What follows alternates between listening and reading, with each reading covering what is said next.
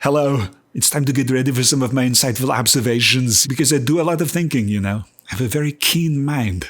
And you need to listen to me because I understand things about the world. First, I wanted to talk about these movie posters here, you see, where the names don't match up with the way the people are. It says Tim Allen over here, but that's Alan Rickman. And then it says Alan Rickman over here, but that's Tim Allen. And this causes a great upset in my brain. It really pisses me off. You know, if I were in charge, this kind of shit would not be happening. I can tell you that right now. You put the names over the right people. And if you can't do that, then I think you need to work on some of the solutions. Maybe like have arrows going from the names down to the people. And then like all the arrows start crossing over each other. It gets a little weird. Or maybe it's like a map where you have like a little key on the side, little double asterisk or like a double crucifix sign that you look at the bottom and it says, no, that is Tim Allen and that is Alan Rickman, even though the names at the top say that there's something else. You can figure it out, but when your brain first looks at it, it just creates this like, what a mindfuck.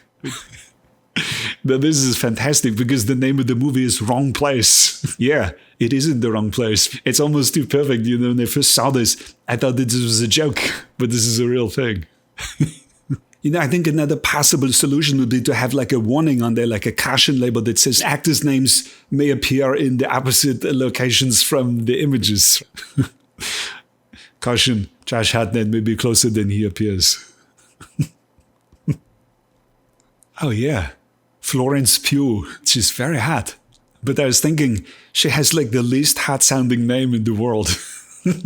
Florence Pugh. But I guess you have to respect her for not changing it, you know? She didn't have a stage name or anything. Unless she's like a genius and that's part of her plan. She's like, I'm going to keep a very bland-sounding, gross name and then people will remember me. Because I look way hotter than my name sounds. You hear the name and you imagine some dumpy librarian, you know, who sits around farting into her pillow on a chair all day.